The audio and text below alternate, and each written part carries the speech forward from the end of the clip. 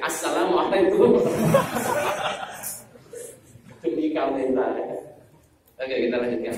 Begitu juga dengan kebaikan. Kalau kita ingin mencari kebaikan, ingin setiap hari bertambah menjadi lebih baik, maka kita harus mendefinisikan dulu apa itu kebaikan.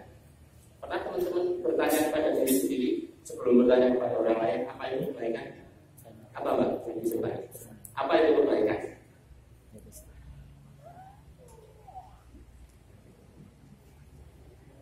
Apa coba? Yang Richard, yang laki-laki, yang equal.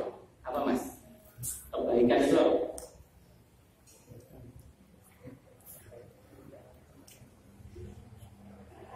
Kadang nggak kepikir ya. Kita harus maunya kebaikan. Sementara ketika diminta mendefinisikan kebaikan, itu pun kadang kita masih bingung. Sebenarnya kebaikan itu satu rangkaian.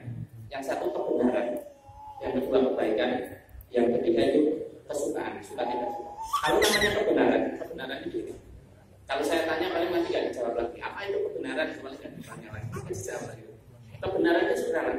Kebenaran itu adalah kesesuaian antara pernyataan dengan kenyataan. Sekali lagi ya, kebenaran itu kesesuaian antara pernyataan dan kenyataan. Contoh, di samping kanan saya ada air putih di dalam botol plastik. Benar kan? Benar. Itulah kebenaran. Artinya apa? Pernyataan saya sesuai dengan kenyataan. Kenyataan ini caranya gimana? Biar Anda tahu bahwa pernyataan saya sesuai dengan kenyataan ini. Diindra, ya, diindra, dipikir, kemudian bisa menyimpulkan bahwa apa yang saya katakan. Begitu juga ketika saya menyatakan bahwa kita diciptakan oleh Tuhan, oleh Allah. Itu pernyataan. Benar atau tidak? Itu juga harus dibuktikan. Bagaimana pembuktiannya nanti, karena kita sedang tidak akan membahas itu. Karena kita sedang akan membahas kebaikan. Nah, sekarang kita ke berikutnya. Kalau kebenaran adalah kesesuaian antara pernyataan dengan kenyataan, maka kalau kebaikan apa? Kalau tadi pernyataan, kalau kebaikan itu tindakan. Kesesuaian tindakan dengan norma, dengan nilai. Contoh, saya di kampung-kampung Kuningan ini naik motor R18. Suaranya tahu sendiri ya. Terus saya blayer-blayer. Ada bapak-bapak duduk di jalan itu kan jongkok. Saya akan dikatakan orang buruk, bukan orang baik. Kenapa? Karena tindakan saya tidak selesai. Ya kalau namanya di depan orang tuanya jangan blayer-blayer. Ya belajar tapi suaranya permisi gitu ya. Kalau bisa itu kalau bisa. Atau dituntun lah, Itu kebaikan. Nah, tapi ada persoalan lagi. Persoalan kebaikan. Sekarang kita lihat. Ini apa ini? Taman kota masih ada enggak? Masih ada ya. Soalnya saya browsing jangan ada. Nah, kebaikan di Kuningan dengan kebaikan di Prancis kira-kira sama nggak? Beda ya. Contoh, di Kuningan ada laki-laki perempuan tinggal di satu rumah gitu ya, atau kos-kosan belum terikat pernikahan. Kemudian dibutuh bahasa Kuningannya apa? Bahasa Indonesia. Pokoknya didatengin sama Pak RT ya, sama Pak RT sama Satpol PP. Di Satpol PP ada urusannya Hansip. Terus dibutuh. Pokoknya dibubarkan. Kalian membuat keresahan di sini. Kemudian diserahkan ke orang tua. Kira-kira Pak RT dan Pak Hansip tadi disebut orang baik atau orang jahat? Yang buruk. Yang buruk siapa? Yang berkumpul tanpa ikatan pernikahan. Sekarang kebalikan. Di Prancis sekitar 200 meter di timurnya Menara Eiffel itu taman ya. Ya nggak tahu berapanya itulah ada apartemen. Di dalam apartemen ada laki-laki perempuan tinggal bersama tanpa ikatan pernikahan. Kemudian ada sekelompok orang gedor-gedor apartemen itu. Kira-kira di Prancis yang akan dikatakan yang buruk siapa? Yang gedor. Kenapa? Normanya sana menggunakan apa? Hak asasi manusia. Kamu mengganggu hak asasi manusia. hak asasi kami yang untuk berkumpul terserah, asal nggak ganggu kami gitu kan. Berarti apa? Kebaikannya kuningan dan kebaikannya Prancis. Persoalannya mana yang benar? Gitu kan? Mana yang benar? Kita akan mencoba. Sekarang persoalan lagi. Sebelum kita jawab, saya kasih pertanyaan yang banyak biar umat. Untuk apa manusia melakukan kebaikan? Untuk apa coba? Kalau memang oke lah, kita sementara nggak usah kita bahas dulu. Pokoknya kita sepakat kebaikan yang benar, kebaikan versi kuningan. Bahwa laki-laki perempuan yang belum nikah nggak boleh tinggal bersama. Tapi kenapa kok kita harus melakukan kebaikan? Kenapa coba? Untuk mendapatkan kebaikan lagi. Untuk mendapatkan kebaikan lagi. Kenapa kok? Untuk mendapatkan kebaikan lagi. Mana ditanya terus gitu kan? Gitu kan? Nah, saya bantu menjawab. Karena jamnya jam berapa itu? Nanti nggak cukup waktunya, maka saya bantu menjawab. Ini apa ini? Enggak ada. Ban. Ini kok maksudnya ban ya? Enggak. Yang saya maksud ini standar. Motor saja untuk standar. Ya, apalagi manusia ketika bertindak. Manusia bertindak itu pasti butuh standar. Namanya standar perbuatan. Untuk kenapa seseorang itu melakukan atau tidak melakukan sesuatu itu pasti ada standarnya. Contoh, di depan kita udah haus gitu ya. Kita udah haus. Di depan kita diberi satu gelas air, ada esnya. Udah haus kita. Apakah Anda yakin bahwa semua akan minum air itu? Jawabannya tidak. Ada yang tidak akan minum. Ada yang langsung minum, ada yang tidak. Mungkin yang tidak itu saya tidak mau es. Nanti bikin gemuk, misalnya gitu. Kalau misalnya ya. Pokoknya ada saja ya. Aku nggak mau kalau minum es. Kalau nggak es saja aku mau. Berarti dia punya standar. Standar itu kalau minum itu aku nggak mau es. Tapi kalau yang sudah es kebalikannya, kalau nggak es saya nggak mau.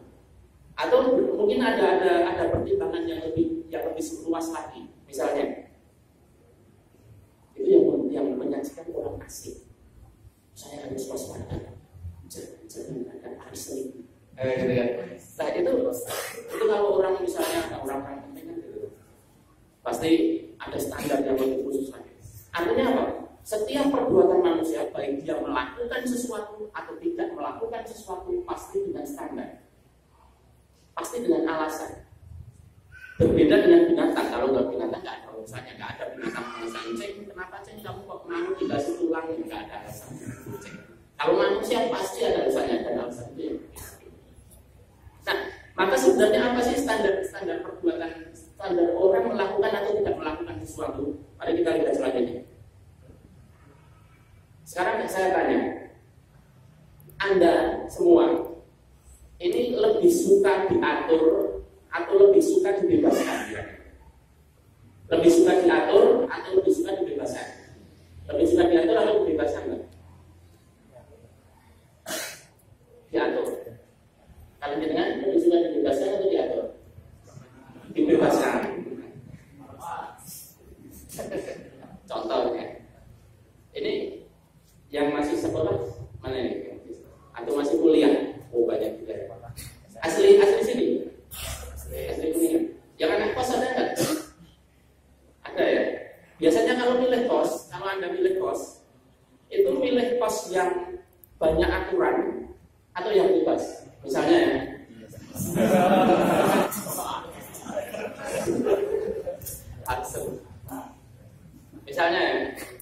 Misalnya ada dua kos.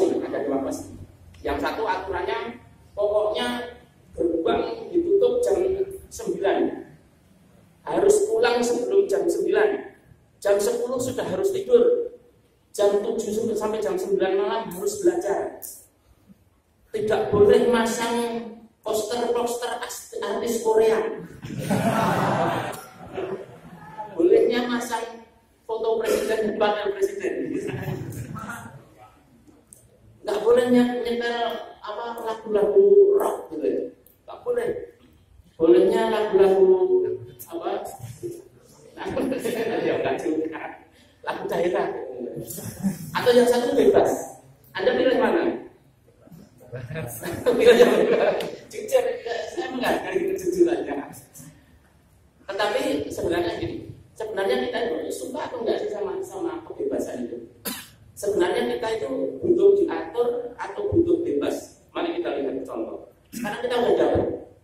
Tadi kita katakanlah si A tadi ketika memilih pos tadi sudah dapat pos yang bebas ya, bebas terserah mau tidur jam berapa, mau bangun jam berapa, mau belajar, mau tidak belajar, terserah, pokoknya itu bebas. Pos itu pos paling bebas seluruhnya. Kemudian karena saking bebasnya, ini kebetulan bukan pos yang kamar mandi dalam. Bukan pos kamar mandi. Kalau pos kamar mandi dalam, kamar tidurnya luar. Biasa. Di dalam kamar mandi. Kamar tidurnya malah luar. Ini tidak ada kamar mandinya, karena ya tidak terlalu mahal. Kamar mandinya itu di belakang sana, agak gelap, di bawah pohon kamboja. Kemudian di tengah malam, Anda si A ini yang mendapatkan pos yang bebas ini, mohon maaf, mau ke belakang kok gelap, dingin, takut lagi kan, di bawah pohon kamboja, kan ngeri itu. Maka karena pos ini pos yang bebas, terserah sebebas-bebasnya, maka dia memilih untuk tidak pergi ke kamar mandi, mojok kamar ini, terus waris. Kira-kira nanti pas tidur bisa tidur nggak? Nggak bisa tidur, baunya nggak tahu. Dan dia pasti tidak melakukan itu. Kenapa kok tidak melakukan itu? Karena tahu bahwa ketika dia melakukan itu dampaknya buruk bagi dia, ya, buruk, bau ini nggak enak. Maka dia walaupun tidak ada aturan, kan di kos itu kan bebas, ya, nggak ada aturan, tidak boleh di dalam kos kan nggak ada peraturan ini. Tapi tanpa peraturan itu pun dia melakukan itu. Kenapa? Karena dia sadar akan dampak suatu perbuatan. Maka sebenarnya seseorang itu melakukan sesuatu atau tidak melakukan sesuatu karena dia memahami dampak perbuatan. Ya, ketika dia melakukan sesuatu, misalnya si air putih tadi, saya tidak mau minum air putih yang pakai es. Kenapa? Karena dampaknya nanti dia saya akan dia tidak ada dampak. Cuma persoalannya ini, contoh. Kalau ada stop kontak kayak gini, nggak usah ditulis haram menancapkan jari Anda di dalam stop kontak, nggak usah ditulis. Pasti Anda sudah menghindari itu, walaupun tidak ditulis itu haram, walaupun tidak disarankan, boleh itu halal. Mau dicoba? Enggak. Tapi Anda nggak mau, nggak perlu diatur. Anda mau, Anda langsung patuh untuk tidak memegang kabel stop kontak itu, karena tahu dampaknya langsung kesetrum. Dan dampaknya apa? Dalam jangka detik. Dan persoalannya itu, dampak perbuatan itu ada yang hitungannya detik, ada yang hitungannya menit, ada yang hitungannya hari, ada yang hitungannya bulan, ada yang hitungannya tahun, ada yang hitungannya puluhan tahun, ada yang hitungannya abad, ada hitungannya yang nunggu nanti setelah mati dampaknya. Ya. Nah, biasanya orang yang dampaknya dekat ini, dampaknya itu cuma dalam, kalau saya katakan sebuah perbuatan itu dampaknya jangka dekat, itu artinya mulai dari detik sampai ke hari, mungkin tahun. Jangka 1 tahun itu masih termasuk jangka dekat. Kalau 10 tahun, 20 tahun itu jangka panjang. Kalau setelah mati nanti itu dampak jangka panjang banget setelah mati nanti. Nah, biasanya semakin pintar orang itu semakin jauh jangkauannya, semakin jauh mikirnya. Kalau orang yang berpikir pendek, orang yang tidak cerdas, itu pikirannya pasti jangka pendek. Pokoknya yang penting bangun pagi-pagi kan, kok masih ngantuk, daripada bangun enaknya tidur lagi. Itu kan enak, jangka dekatnya enak itu, karena nggak perlu bangun, nggak perlu capek-capek. Yang satu memilih jangka panjang, dia bangun olahraga, lari-lari. Jangka panjangnya apa? setelah tua, umur 50 tahun, badannya masih fit, masih bugar. Ya. Jadi semakin pintar orang, itu mikirnya semakin panjang. Apalagi kalau nanti yang mikir bangun tidur dia nggak lari dulu, sholat dulu karena jangka panjangnya lebih selama sholat daripada lari. Nah, semakin pendek, semakin dia berpikiran pendek, semakin dia tidak cerdas. Semakin cerdas, maka dia semakin panjang jangkauan. Misal, yang laki-laki di depan rumahnya ada cantik, tiba-tiba langsung ditubruk. Wah, itu kelasnya jago, kelasnya ayam jago, nggak mikir, dia tidak pakai pertimbangan. Itu jangka pendek. Pokoknya sekarang aku enak, nggak urusan lagi dibunuhi banyak orang, ternyata nggak banyak dibunuhi banyak orang. Kalau yang agak cerdas sedikit, agak cerdas sedikit, didekati, dirayu-rayu, dipacari, baru kemudian dituduh. Itu cerdas sedikit. Kalau yang cerdas banget, tapi orang tuanya, Pak, saya mau melamar putri Bapak. Nah, itu yang paling cerdas. Kenapa? Karena plannya dia itu jauh. Dia mendekati wanita pujaannya itu tidak hanya untuk jangka dekat, tidak hanya untuk jangka panjang, tetapi jangka panjang saja. Maka yang tidak cerdas itu pasti yang belum menikah, jadi tidak cerdas semua. Enggak. Belum. Yang cerdas yang sudah menikah dan anaknya 2. Oke, itu ya, jelas ya. Ada yang ditanyakan? Oke, kita lihat selanjutnya. Ternyata persoalan lagi sudah tahu bahwa dampak. Sekarang kita harus mikir lagi, dengan apa manusia bisa mengetahui dampak perbuatan. Kalau contoh pertama, dampak perbuatan itu bisa diketahui dengan pengamatan indera. Yang kedua, bisa diketahui dengan naluri, perasaan. Nanti keterangannya saya jabarkan nanti. Ini saya jabarkan semua dulu. Berikutnya yang ketiga, menurut pendapat banyak orang.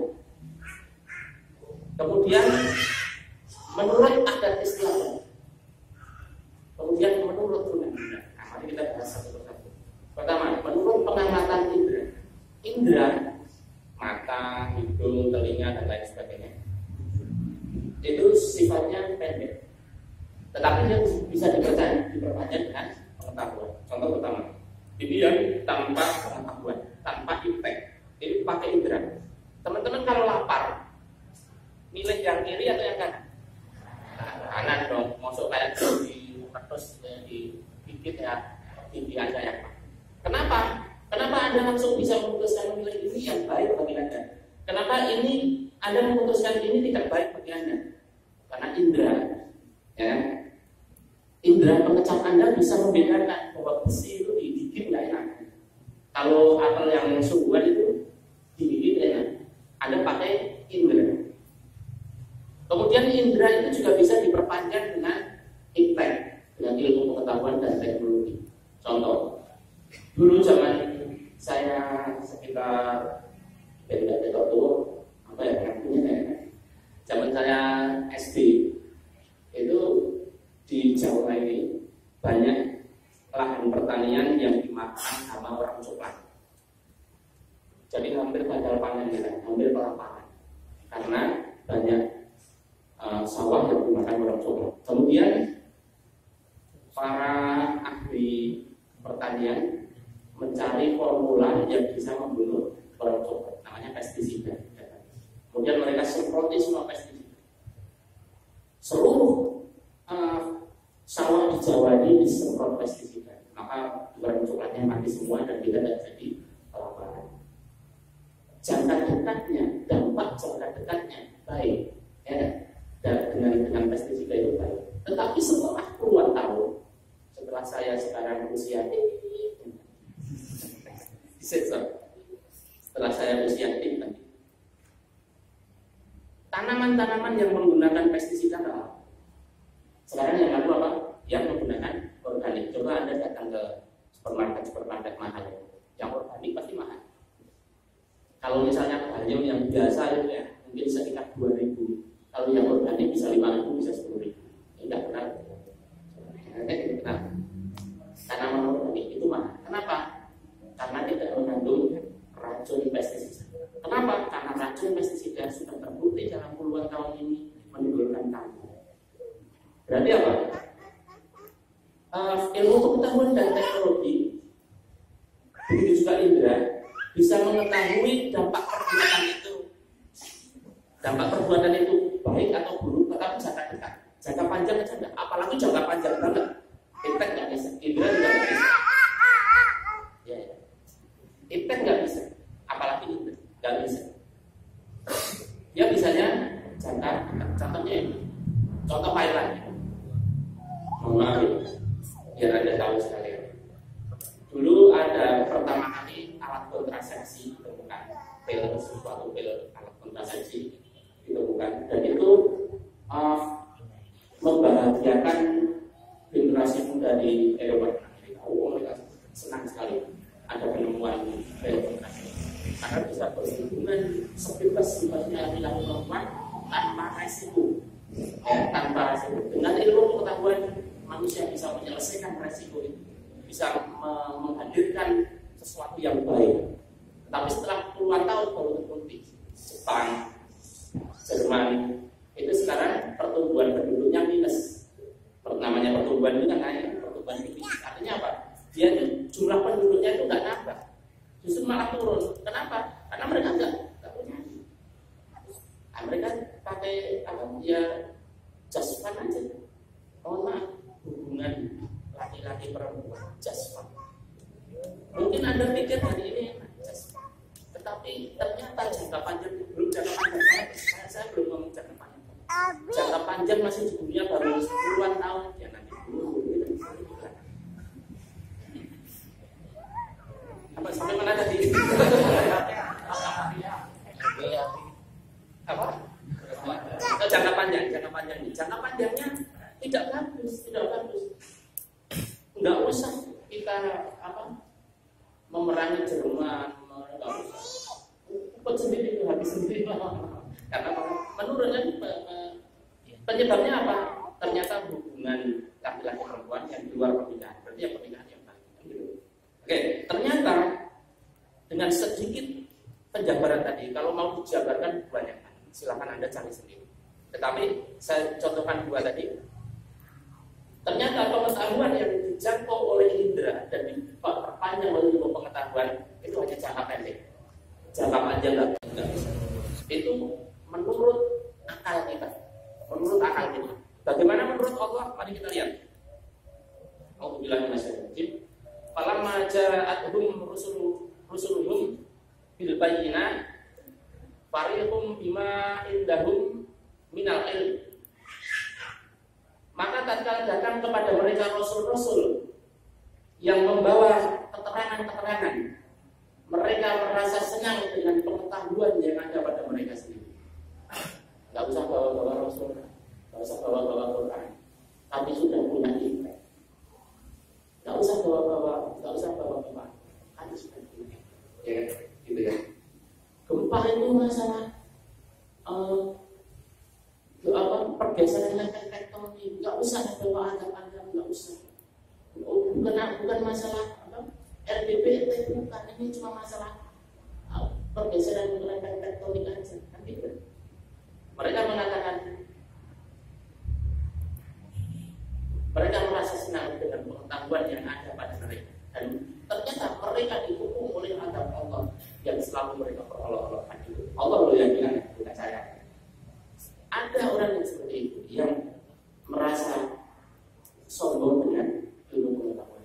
Sekarang kalau kita logika dulu ya, soal gempa tadi misalnya, memang betul bahwa gempa ini lempeng tektonik.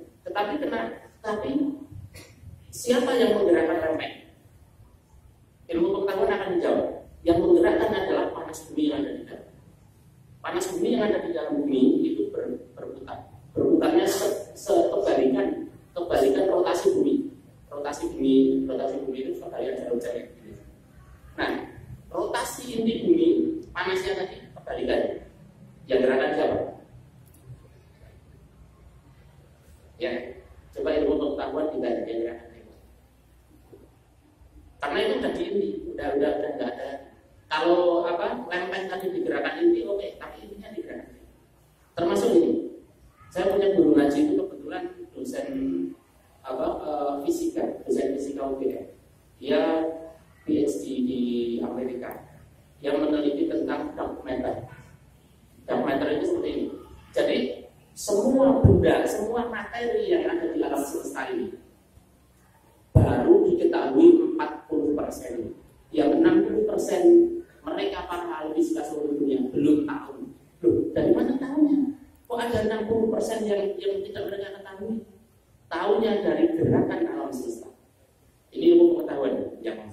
Jadi bagaimana sih bumi, bulan, planet-planet ini bisa bergerak? Bagaimana sih menurut ilmu pengetahuan bagaimana? Ternyata karena gaya gravitasi dari masing-masing benda itu. Ada matahari, ada bumi, ada bulan, masing-masing punya gravitasi saling mempengaruhi, kemudian dia saling bergerak. Kemudian mereka menghitung kalau materi sekian itu bisa menggerakkan dengan kecepatan sekian. Mereka menghitung benar-benar secara matematis. Ketemunya apa? Untuk gerakan secepat ini, gerakan bumi secepat per detik itu kalau nggak salah 61 km kalau nggak salah. Pergerakan bumi mengelilingi matahari itu tidak sebanding dengan jumlah materi yang ada di alam semesta. Artinya apa? Dia materi yang ada di alam semesta itu cuma menyumbang 40% dari gerakan bumi, gerakan alam semesta. Artinya apa? Ada 60% materi yang mereka belum ketahui. Terus guru saya, guru ngaji saya itu, dia sedang ingin membawa disertasinya itu ke arah apa? Bahwa yang 60% itu adalah alam gois. Bisa jin, bisa malaikat. Kalau dia pernah diterangkan, yang menggerakkan alam semesta itu makanya diterangkan oleh Allah seperti itu. Kalau kita yakin bisa sementara kita yakin sama Al-Quran. Nah, ternyata pengetahuan sendiri juga menyatakan seperti itu. Nah, ilmu pengetahuan yang dikuasai manusia itu hanya mengetahui sebatas, mengetahui batas banyak, tidak banyak. Kenapa? Karena kitanya sendiri juga terbatas. Manusia itu terbatas. Bagaimana ilmu pengetahuan yang keluar dari manusia bisa tanpa batas? Kalau manusianya sendiri terbatas. Batas manusia apa? Batas manusia adalah indera dan akalnya. Akal manusia terbatas. Akal manusia terbatas pada apa yang pernah dilihat, apa yang pernah dirasakannya, apa yang pernah dicium, dan lain sebagainya. Ada yang belum pernah ke luar negeri, belum pernah cium baunya salju, belum pernah pegang salju, bisa menceritakan salju? Tidak pernah. Paling cuma bisa warnanya putih karena pernah melihat di film itu aja. Tetapi tidak bisa menceritakan karena belum pernah mengalami. Apalagi ketika diceritakan tentang surga, tentang neraka, tidak akan. Ya paling kita cuma bisa kayak gitu, menurut Al-Quran kayak gitu. Tetapi bayangan kita itu pasti meleset dari kenyataannya. Bayangan kita, misalnya kita diceritain tentang surga ya, terus kemudian di sana itu ada pohon pisang, ada bidadari yang matanya jeli, ada macam-macam. Kemudian kita bayangkan, bidadari yang kita gitu, itu jelas meleset, jelas lebih canggih dari bayangan kita. Ini Allah itu. Karena apa? Karena kita hanya membayangkan yang pernah kita lihat. Secantik-cantiknya yang pernah Anda lihat itu siapa? Gitu ya. Pasti yang ada di surga itu ya secantik yang di sini. Misalnya cantik, imannya cantik hati. Jadi itu akan terbaca. Oke, itu yang pertama. Biar agak cepat, kita lanjutkan yang kedua. Yang kedua adalah naluri atau perasaan. Naluri manusia biasanya bisa merasakan. Kalau naluri kan berarti mengolah sesuatu yang tidak terlihat ya. Kalau indera tadi dan pengetahuan mengolah sesuatu yang terlihat. Kalau naluri biasanya mengolah sesuatu yang bisa terlihat. Mengolah sesuatu yang tidak terlihat itu apa? Jujur. Bohong kan nggak bisa dilihat ya. Bohong itu warnanya apa kan nggak kelihatan. lembut, baik, kasar, jelek. Nah, menurut naluri manusia, bohong itu jelek, jujur itu baik, menurut naluri manusia itu. Tetapi apakah benar? Apakah jujur itu selalu baik? Apakah bohong itu selalu jelek? Contoh, ada saudara-saudara kita yang sedang disiksa di Cina, Uighur, sembunyi di rumah kita. Terus ada tentara Cina datang mencari. Cuma tahu saja. Artinya apa tahu? Saya juga nggak tahu sama mau saya kamu. Artinya adalah kamu melihat orang itu enggak. Anda mau jujur atau mau bohong? Jujur Pak, itu ada di dalam banyak saya. Berarti jujur yang itu kan nggak baik kan?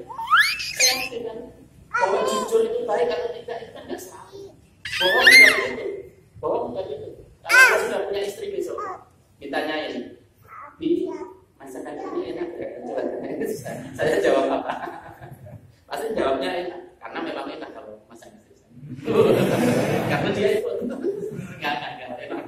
Tapi biasanya gitu, suami itu kadang perlu berbohong. Ada perlu berbohong dalam arti apa? Membahagia. Saya kan seperti itu. Nah, berarti yang relatif ya, apa yang dinilai manusia itu relatif. Jujur itu relatif, kadang bisa walaupun perasaan itu buruk, tetapi kadang bisa baik. Begitu juga seperti itu. Ini contoh-contoh. Apakah setiap kekerasan itu jelek? Apakah setiap kelembutan itu baik? Misalnya, setiap saat kita lembut, terus setiap saat kita lembut, apakah itu baik? Dan jawabannya sama benar juga baik. Apakah setiap kasar kita juga jelek? Jawabannya sangat relatif.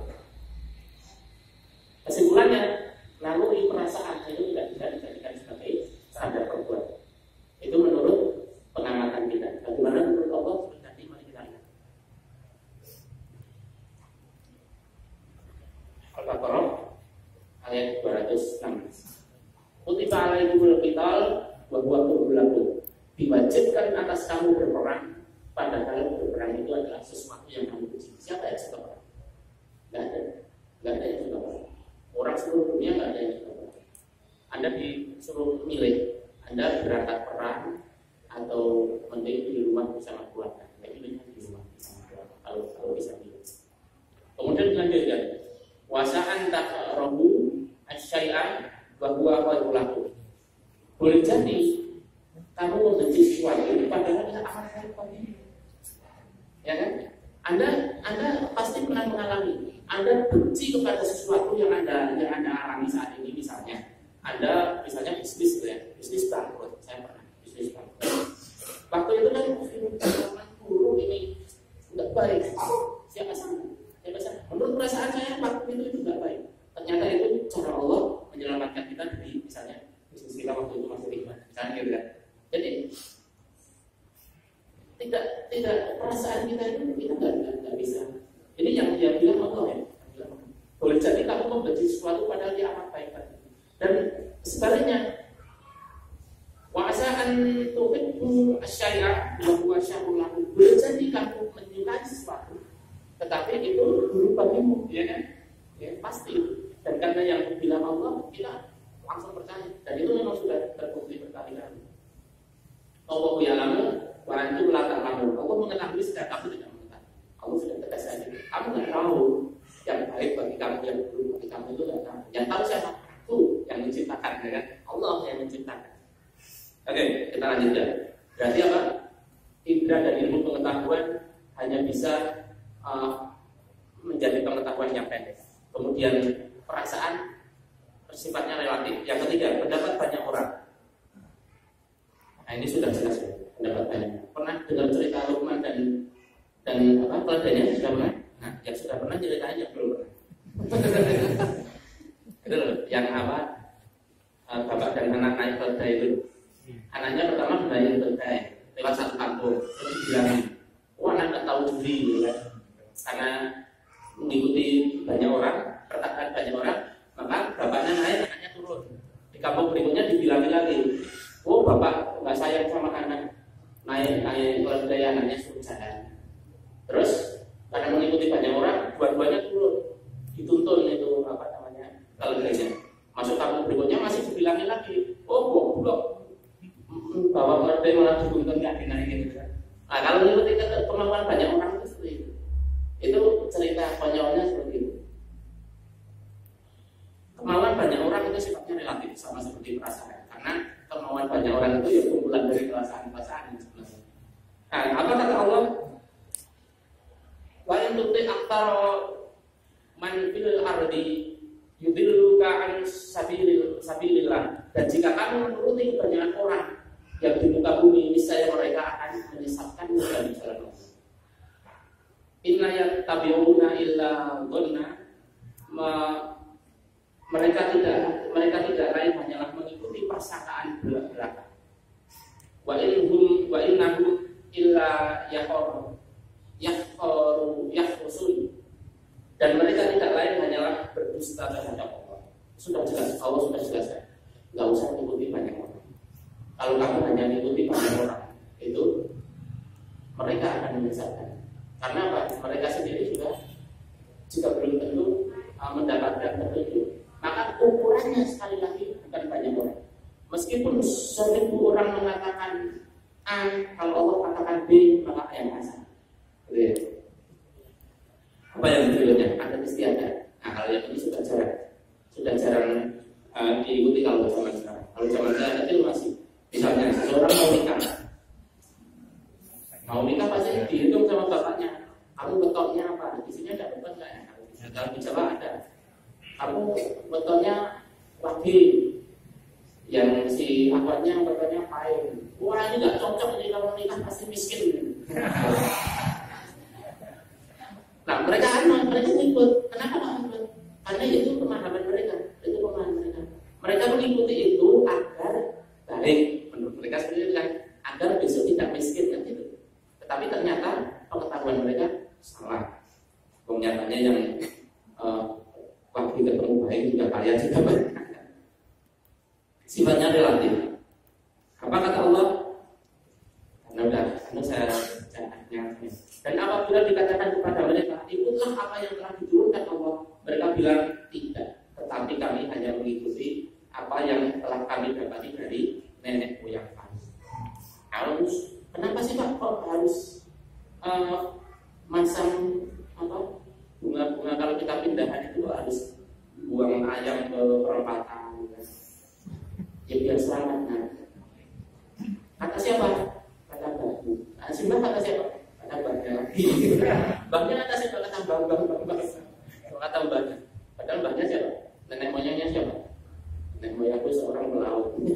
Ya tahu. Ya.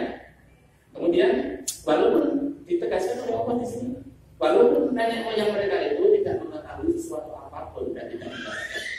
Kalau nenek moyang Nabi itu diikuti silahkan. Tapi nenek moyang itu juga tidak tahu. Maka kalau nenek moyang itu mengatakan sesuatu yang tidak ada sumbernya, ya itu bukan sebuah sumber.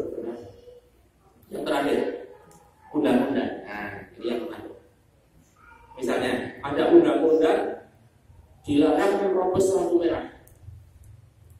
Kemudian ada langgar undang-undang itu, terobos sebelah.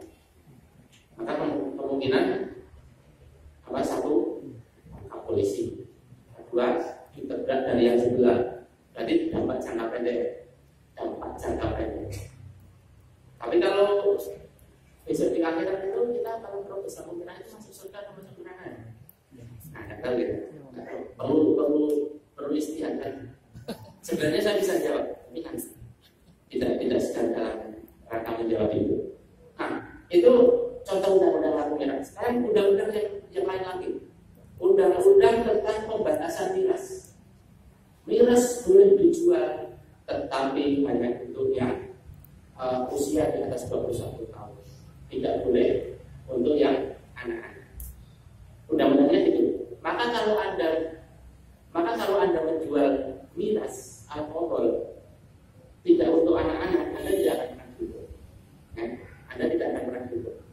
Tetapi apakah jangka panjang baliknya Anda akan baik? Jelas, pasti. Walaupun Anda tidak hidup di sini, Anda akan hidup di tempat. Contoh lain, riba. Riba sekarang legal. Kalau dilegalkan sama undang-undang, kemudian Anda mengambil, Anda dosa nggak? Tetap dosa, walaupun legal. Ya, walaupun legal, tetap dosa. Kenapa? Mari kita lihat. Apa kata Allah kepada? Dan hendaklah kamu memutuskan perkara di antara mereka menurut apa yang diturunkan Allah. Dan hendaklah kamu memutuskan perkara di antara mereka menurut apa yang diturunkan Allah. Dan janganlah kamu mengikuti hawa nafsu mereka, dan berhati-hatilah kamu terhadap mereka, supaya mereka tidak memalingkan kamu dari sebagian apa yang telah diturunkan Allah kepadamu. Kalau Allah sudah haramkan riba, Allah sudah haramkan khamr, walaupun dilegalkan pakai surat apapun ya tetap itu tidak akan menjadi hujah bagi Anda di akhirat itu. Kenapa kok kamu menjual miras? Karena dilegalkan. Kenapa negara melegalkan miras? Karena negara bukan negara agama. Tetap aja sih, nggak ada urus, ya kan? Karena yang dipakai bukan hukum dari Allah. Itu ya. Maka ketahuilah bahwa sesungguhnya Allah menghendaki akan menimpakan musibah kepada mereka disebabkan sebagian dosa-dosa mereka. Dan sesungguhnya kebanyakan manusia adalah orang-orang yang fasik. Fasik itu artinya dia sudah percaya kepada Allah, dia percaya kepada akhirat, dia percaya kepada Al-Quran, tetapi ketika Al-Quran mengatakan A, dia tidak ikuti, itu fasik. Kalau kafir itu orang yang tidak percaya. Misalnya ada seorang tidak sholat, katanya, Mas, kok nggak sholat kenapa Mas? Ngapain sholat? Apa gunanya? Itu kafir. Kalau fasik itu, Mas kok nggak sholat kenapa Mas? Saya masih malas. Tapi tahu kan sholat itu wajib? Ya tahu sih, nah itu fasik. Kalau bedanya apa? Kalau kafir itu khalid binafina, tidak pernah dibebaskan dari neraka. Kalau fasik dibebaskan. Tapi jangan pernah bilang soalnya di penyakit termasuk jalan saya dan teman-teman saya dulu yang kita berbuat dosa-dosa sedikit tidak apa-apa, mampir-mampir ke neraka sebentar tidak apa-apa. Oke, kalau mau mampir ke neraka sebentar kita praktekkan. Mari kita praktekkan sebentar ya, sebentarnya akhirat itu berapa? Satu harinya akhirat itu 1000 tahunan di bumi, ya kan? Satu harinya akhirat itu, oke, katakanlah sekarang Anda sebentar di neraka, berarti sehari di neraka. Mau nyoba? Sampai rumah nyalakan kompor jadi Anda.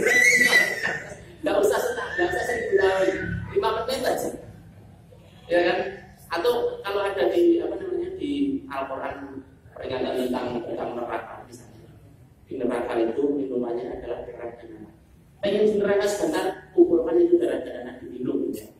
Anda pasti tidak akan pernah, maka jangan pernah bilang ya sebelah mau dibilang jangan, karena Anda pasti nggak akan bisa.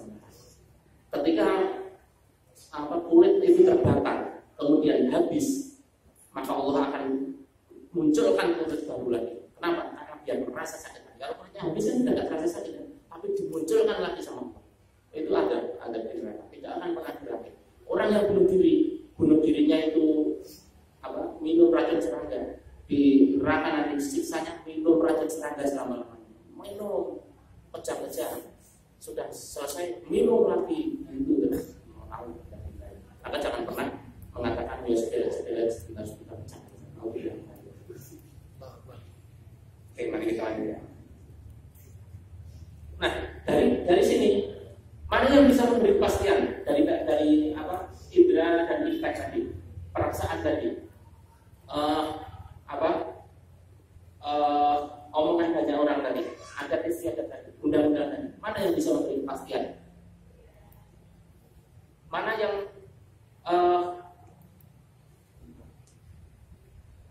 ternyata ketika kita menggunakan yang semua dari manusia tadi hanya dampak jangka pendek saja, bahkan pendek banget.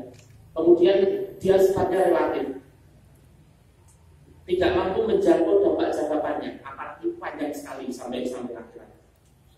Kesimpulannya apa?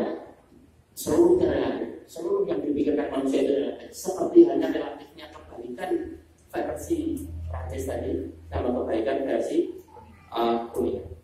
Maka standar yang pasti. Kalau standar dari manusia itu selalu tidak pasti, maka standarnya dari yang maha pasti, yang menciptakan kita Allah. Maka dia sifatnya pasti baik untuk jangka pendek, jangka panjang maupun jangka panjang sekali. Dari mana? Dari Al-Quran. Fungsi Al-Quran apa? Fungsi Al-Quran menghilangkan relativitas yang muncul dari pendapat manusia. Karena pasti manusia itu pendapatnya berbeda. Yang menyatukan siapa? Yang menyatukan Allah. Manusia pasti kalau berpendapat itu pasti punya kepentingan masing-masing. Ketika ditanya hukum apa membunuh itu baik atau buruk, maka kita contoh ada perasaan tadi, oh buruk. Ketika keluarganya diperkosa, dibunuh, pasti bilang bunuh aja pasti bilang gitu. Jadi relatif.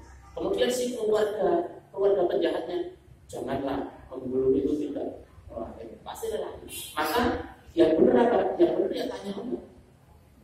Kalau ada pembunuh itu hukumnya apa? Kita tanya kepada Allah. Kalau tanya kepada manusia pasti jawab dihukum mati. Oh tidak, pembunuh itu dihukum 20 tahun menurut KUHP yang paling saya belajar. Terus nanti menurut macam-macam. Ada protes dari human rights. Mari kita hapuskan human rights. Pasti relatif. Kalau tanya Allah, ya ayyuhalladzina amanu kutiba alaikumul qisasu fil qatl. Hai orang-orang yang beriman, diwajibkan kepada kamu qisos bagi perkara pembunuhan. Kalimatnya sama, ya ayyuhalladzina amanu, sama dengan ayat untuk puasa ya Ramadan. Ya ayyuhalladzina amanu kutiba alaikumus syiyam kama kutiba alal ladzina min qablikum la'allakum itu 183. Mundur 5 ayat sama-sama dibuka dengan ya ayyuhalladzina amanu kutiba alaikumul qisos. Sama-sama wajib qisos. Untuk apa? Untuk perkara pembunuhan. Yang satu wajib atau fardu ain, yang satu fardu kifayah. Bedanya apa? Kalau fardu ain itu kita bisa melaksanakan sendiri-sendiri. Ya ayyuhalladzina amanu kutiba alaikumus syiyam, besok siang pas Ramadan. Ya ayyuhalladzina amanu kutiba alaikumul qisos. Ada mau qisos sendiri? Qisos itu fardu kifayah. Seperti halnya menguburkan jenazah. Di kampung sini ada jenazah belum dikuburkan, belum dimakamkan, belum dimandikan. Semua ini berdosa, termasuk saya di Jogja ini berdosa. Tetapi begitu ada yang mengurusi, maka dosa semua umat ini dibiarkan adanya satu atau sekelompok orang yang mengurusi. Begitu juga ya ayyuhalladzina amanu kutiba alaikumul qisos. Sekarang sudah ada yang qisos. Misalnya di Kuningan ada pembunuhan, di Jakarta ada pembunuhan. Sudah ada yang qisos? Belum ada. Maka fardu kifayah belum terrealisasi. Anda dosa kan? Dosa fardu kifayah. Gimana caranya biar nggak dosa? Kalau kita qisos langsung kan nggak boleh. Itu bukan hak kita. Yang berhak mengqisos apa? Yang berkuasa, penguasa. Yang boleh mengqisos itu pemegang kekuasaan. Maka kita biasanya apa? Kita biasanya bilang pada penguasa, waktu penguasa terapkan syariat Islam. Kita cuma bisa ngomong. Setelah kita ngomong itu, kita punya hujah pada Allah. Wahai si fulan, kenapa ketika di dunia ada hukum qisos, aku wajibkan hukum qisos, tetapi kok kamu tidak melakukan? Saya sudah menyeru ya. Saya tidak punya kuasa, saya bukan penguasa. Kemampuan saya cuma menyeru ya, dan saya sudah lakukan. Tapi kalau Anda nggak melakukan, kan ada tiga ya. Kalau kamu melihat kemungkaran, itu ada 3. Yang pertama apa? Ubahlah dengan tanganmu. Itu ketika Anda punya kekuasaan, maka ubahlah dengan tanganmu. Ketika Anda menjadi penguasa. Yang kedua, ketika Anda tidak memiliki kekuasaan, maka dengan lisan ngomong tadi, berdakwah. Ini loh yang benar. Hukum yang benar itu bukan kabar, bukan barisan belasan, hukum Allah. Itu kalau ada mampu dengan lisan. Tapi saya itu belum punya ilmu dan tidak berani. Minimal dengan hati dan itu selama iman ya. Kalau di dalam hati pun Anda tidak ada tidak ridho karena hukum Allah yang belum diterapkan, maka jangan harap Anda disebut orang minimal di dalam hati. Maka di sini itu Anda harus tidak ridho bahwa hukum Allah belum diterapkan. Jangan malah ada orang dakwah tentang syariat kemudian radikal, masya Allah, untuk mendakwakan sesuatu dari Allah. Kita di dalam hatinya menghasad pada orang yang mendakwakan. Harusnya kita di sini Ya Allah, aku belum bisa seperti dia, aku cuma bisa mendoakan dia. Ini gimana? Kalau itu aja enggak, maka itu selemah-lemahnya iman, maka kalau itu enggak berarti di bawahnya lagi lemah imanku tidak. Kalau lemah imanku tidak itu artinya apa? Dia tidak iman. Fasik minimal. Bahkan udah enggak fasik, udah kafir. Bukan saya mengkafir-kafirkan, yang mengkafir-kafirkan bukan saya. Yang mengkafir-kafirkan bahwa orang yang tidak melakukan perintah Allah karena dia masih malas dan sebagainya disebut fasik. Tapi kalau orang tidak melakukan perintah Allah tetapi dia memang tidak yakin bahwa itu wajib, maka itu disebut fasik. Itu kategori itu bukan dari saya, itu dari Allah. Nah, itu kesimpulan kita. Dan ternyata Tumaja'anaka ala syari'ati minal amri fattabi'aha wala tattabi' ahwa'al ladzina la ya'lamun. Kemudian kami jadikan kamu berada di atas suatu syariat. Syariat itu peraturan dari urusan agama itu. Maka ikutlah syariat itu dan janganlah kamu ikuti hawa nafsu orang-orang yang tidak mengetahui. Allah sudah tegaskan. Itu bahwa apa yang baik bagi kita itu adalah apa yang ditetapkan oleh Allah. Dan apa yang ditetapkan oleh Allah yakinlah bahwa dia pasti baik. Baik itu jangka pendek, jangka menengah, jangka panjang, ataupun jangka panjang. Apa contohnya? Riba pasti. Jangka pendeknya dia nggak dikejar-kejar utang, jangka menengahnya dia bisnisnya lancar, nggak direcoki bunga dan sebagainya. Jangka panjang ibadahnya dia selamat di akhirat. Dan itu bagi semua. Kalau kita bahas semalaman, saya jabarkan satu-satu syariat ini secara akhirnya dampaknya ini, syariat ini secara akhirnya dampaknya ini, secara akhirnya dampaknya ini. Itu kita belum ngomong masalah secara akhirnya pasti nggak bisa bilang. Gitu. Nah, apa yang pasti baik? Pasti baik jam dunia dan akhirat. Nah, kiranya seperti itu.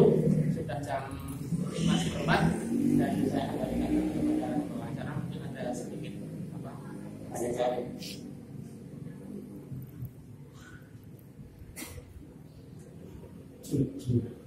Oke, terima kasih Ustaz Dari. Kita menyampaikan materinya. Baik, kalau masih ada waktu teman-teman silakan untuk bertanya bagi yang mau bertanya. Wah, rajin sekali nih Kang Ahmad. Oke, silakan. Dari Ahmad bertanya atau ditulis? Ada yang belum? Silakan. Assalamualaikum warahmatullahi wabarakatuh. Waalaikumsalam warahmatullahi wabarakatuh. Ini apa? Bagaimana cara kita mengaplikasikan syariat Allah? Sedangkan kita di negara ini memang agak bertentangan dengan hukum syariat Allah. Mungkin itu aja. Assalamualaikum warahmatullahi wabarakatuh. Waalaikumsalam warahmatullahi wabarakatuh. Ada lagi? Ada? Satu dulu lah kalian. Baik. Kita langsung ambil contoh pada Rasulullah.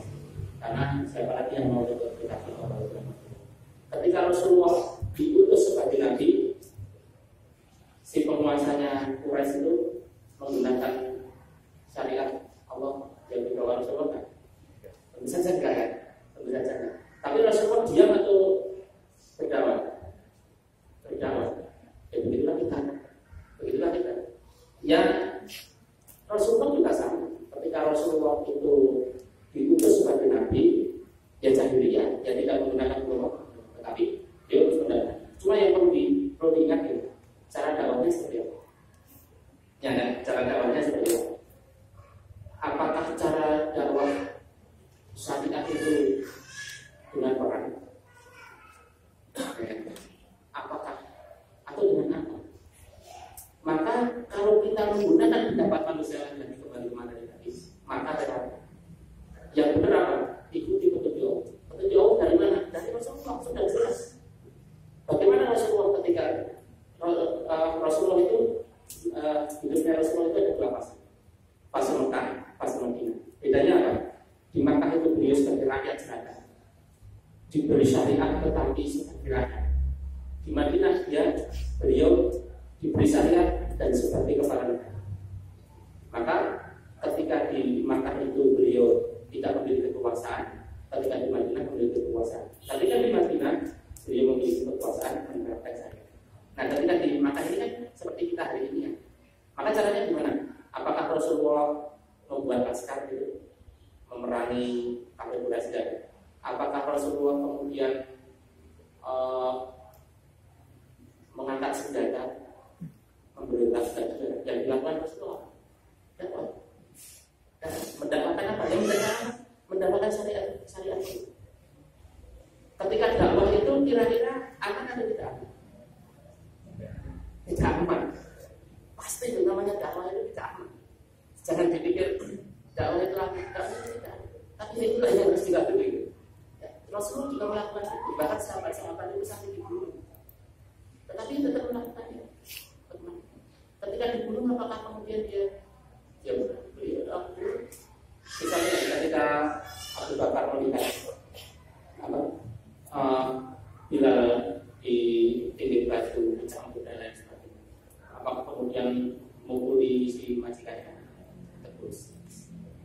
Ya seperti itu. Kemudian dia tetap mendakwakan. Pada suatu hari Abdullah bin Mas'ud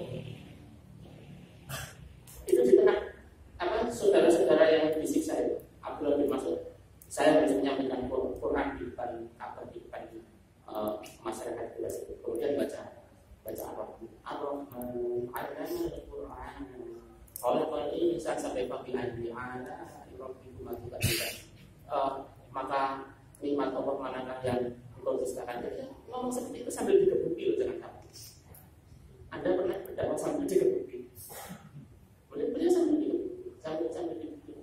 Ya memang seperti itu. Mana ada Nabi berdakwah itu aman-aman saja. Ya, Nabi itu sama kejar-kejar. Nabi Ibrahim dibakar. Ya, memang beres. Dan Allah katakan jangan harap kamu masuk surga setelah Anda mengatakan Anda beriman. Jangan harap Anda masuk surga sebelum Anda dicoba. Anda pasti ada dicoba. Pasti ada ujiannya macam-macam. Ujian dakwah yang macam-macam. Ada teror, ada pengajian yang dibubarkan. Karena yang disampaikan. Kalau yang disampaikan bukan benar. Karena gini, Islam itu ada akidah, ada akhlak, ada syariat. Akidah itu hubungan kita dengan Allah, berupa pengetahuan tentang qada tentang zat Allah, tentang cara beribadah dan lain sebagainya. Kemudian hubungan kita dengan diri sendiri, bagaimana yang itu cara menutup pakaian, bagaimana cara bersikap. Kalau kita katakan tadi ya, jujur itu baik atau buruk? Jawabnya bukan pakai perasaan, karena menurut perasaan saya jujur itu buruk, baik bukan. Karena Allah mensyariatkan jujur, karena Allah menyuruh kita jujur. Mana itu baik atau buruk? Relatif. Kapan? Ketika agama Allah dilecehkan, maka marah itu baik. Itu syariatnya seperti itu. Kalau nggak marah justru nggak baik. Tetapi kalau kamu dihina, pribadimu dihina, kemudian kamu marah itu nggak baik. Yang baik apa? Yang baik sama. Itu pribadi, masalah pribadi. Dan Rasulullah kan selalu seperti itu. Kalau yang dipersoalkan itu masalah pribadi, Rasulullah pasti nggak pernah. Tetapi kalau yang dipersoalkan itu masalah agama, ya jangan harap Rasulullah. Pasti seperti itu. Nah, caranya seperti apa? Kita tetap mengatakan kita tahu resikonya dan biar tidak takut resiko itu, biar tidak takut resiko. Yang biasanya kita takutkan itu satu rezeki, ya kan? Kita berkurang rezekinya. Dua aja kita mati. Sekarang kita tanya, rezeki itu di tangan siapa? Di tangan Allah. Bukan di tangan siapa-siapa. Ketika kita melakukan sesuatu dua aja, dipecat ya rezeki kita. Kamu akan dibunuh. Ajal itu katanya Allah. Anda dapat atau tidak dapat tetap mati. Anda mau naik pesawat atau Anda di rumah Anda tetap mati. Karena mati itu ya sudah kepastian. Justru kalau ketika Anda mati, ketika dapat kan justru apa? Dibanding mati karena panu seluruh tubuhnya. Oh nggak keren jelas panu mati karena Allah, masya Allah sakitnya. Kematian yang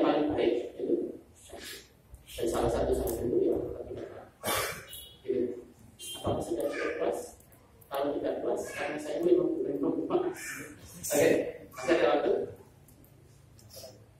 Oke, masih ada satu lagi. Berani? Apa?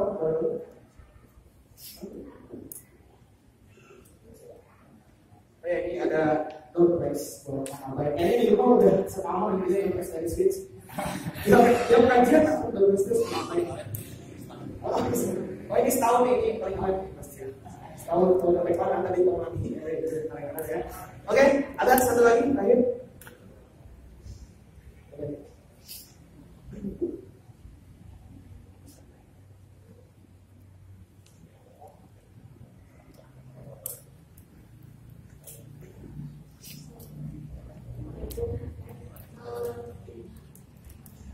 Sebelumnya saya itu kan ikut di organisasi kampus ya Ustaz. Kemudian dalam ada suatu kegiatan di mana kita tersebut itu banyak mendorongnya saya mulai yang berkenaan dengan syariat. Namun di kegiatan tersebut saya memiliki kekuasaan. Tadi kan kata Ustaz kalau memiliki kekuasaan baiknya itu menggunakan tangan. Tapi ketika saya berusaha untuk menggunakan kekuasaan saya, tetap saja modal tersebut masih ada gitu. Apa yang harus saya lakukan supaya saya harus merubah hal-hal yang tidak saya itu karena saya sudah berusaha tetap ada. Boleh disampaikan nggak? Iya, karena kalau nggak ada memang jawabannya sudah nggak ada. Ada kayak perkumpulan dengan alumni kemudian alumni itu membawa dinas. Oh, oke. Jadi pertama ada beberapa layer, ada beberapa lapis jabatan. Yang lapis pertama kita harus sadari dalam dakwah kita bukan ditugaskan untuk mengubah, kita ditugaskan untuk berdakwah dan untuk mengubah. Beda ya, kalau mengubah itu berarti kalau belum terubah maka kita belum tuntas. Tetapi kita itu hanya ditugaskan untuk berusaha mengubah. Karena yang mengubah itu kan bukan kita nanti sebenarnya. Yang mengubah kan diri dia sendiri kan. Misalnya ada orang mampu tadi,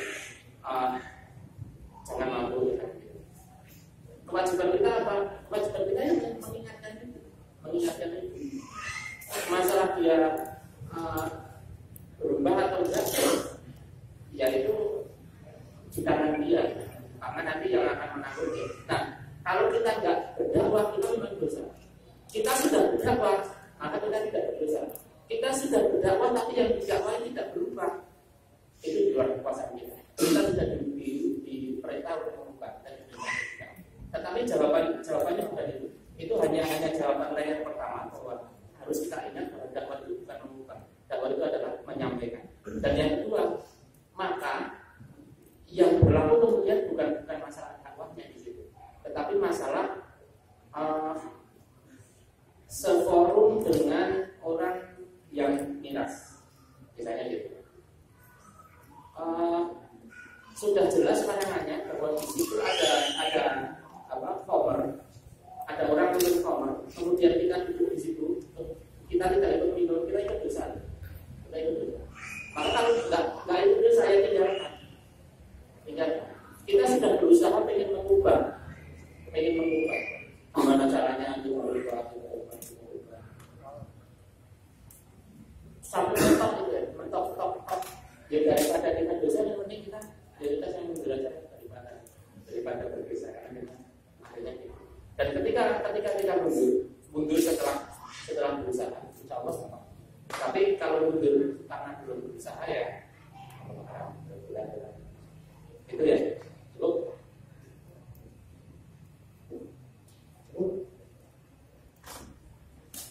Oke, sekarang masih ada waktu juga. Satu lagi deh, lanjut biar kecil. Ya, bagus. Ada lagi sekarang? Oke. Atau ditulis barangkali mau berbicara. Ada? Kalau apa yang mau nambah? Ya. Oh enggak. Alhamdulillah aja ini. Ayo. Ada yang mau bertanya? Mau kan? Oh itu ada.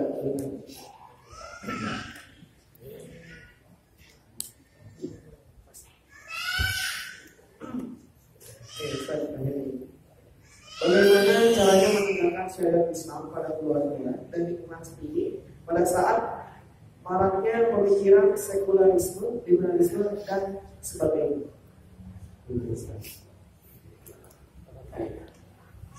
Dakwah itu ada istilahnya metode, ada cara, ada apa namanya,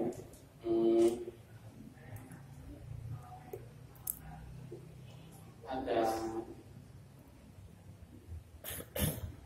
toriko atau metode, ada usul, ada cara.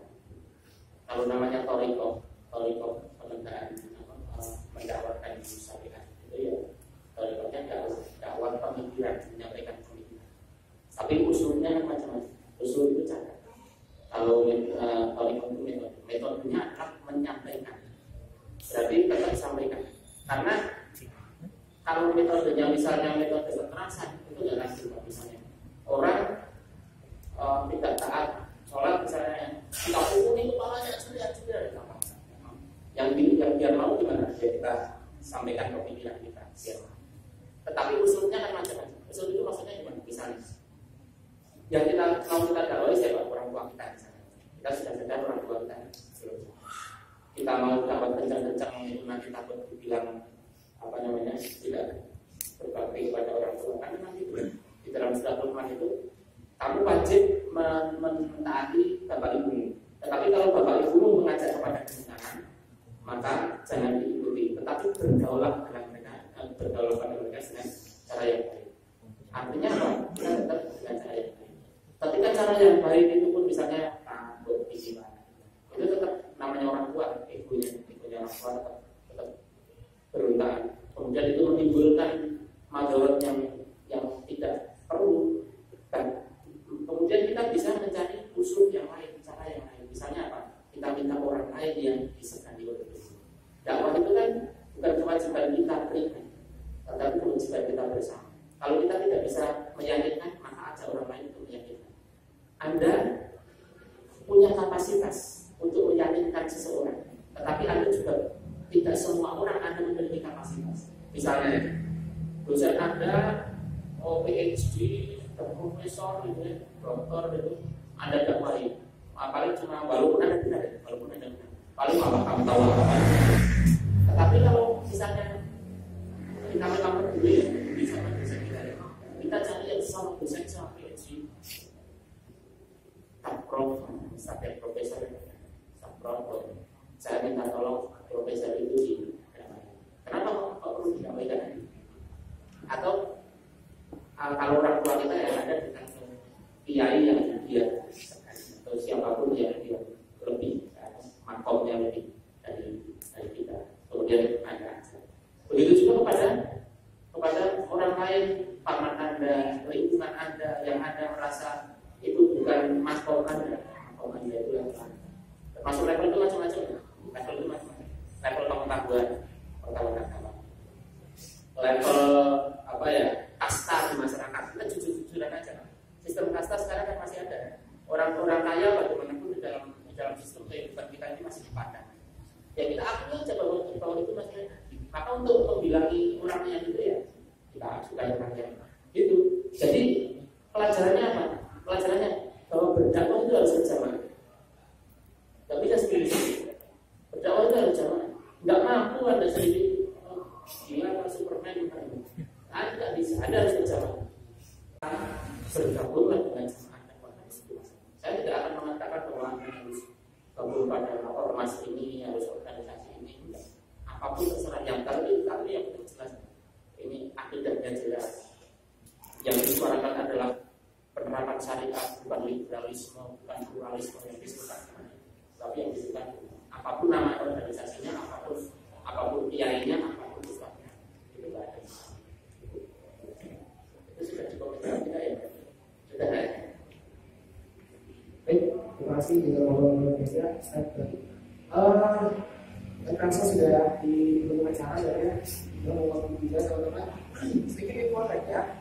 Bagi kalian yang belum mengetahui tentang Swiss atau Urban Brothers ini, teman-teman boleh follow Instagramnya @urbanbrothers_, ya. Karena kita dari kajian, juga ada barbecue ya. Belajar Quran, dan insya Allah nanti kita bakal ngadain yang namanya Smith Kulit ya. Jadi ada camping, jogging, hiking, dan yang lainnya lah. Insya Allah ya. Di mohon semuanya teman-teman dan mohon doa juga Ustaz, mendapatkan kita lebih luas lagi. Dan sebelum itu mungkin ditutup dengan doa. Oke, kita doa hamdalah dan doa Alhamdulillah Amin. Ya Allah, semoga apa yang kita pelajari hari ini bisa bermanfaat bagi teman-teman sekalian, bisa menjadi amal saja bagi saya, bisa semoga memperberatkan saya ikhlas dalam menyampaikan ini, tidak disertai riya, tidak disertai apapun, dan semoga Anda tidak hanya diam setelah mendengar ini, Anda menyampaikan ke yang lain, sehingga kita sama-sama mendapatkan pada bersama-sama saling belajar, kemudian kita insya Allah bersama-sama menggapai sunnah Allah. Amin. Oke, terima kasih Ustaz memberikan sedikit ilmunya untuk kami yang sudah bermanfaat bagi kita semua, dan saya sebagai pembaca mohon maaf apabila terdapat kesalahan dalam pembahasan ini. Assalamualaikum warahmatullahi wabarakatuh.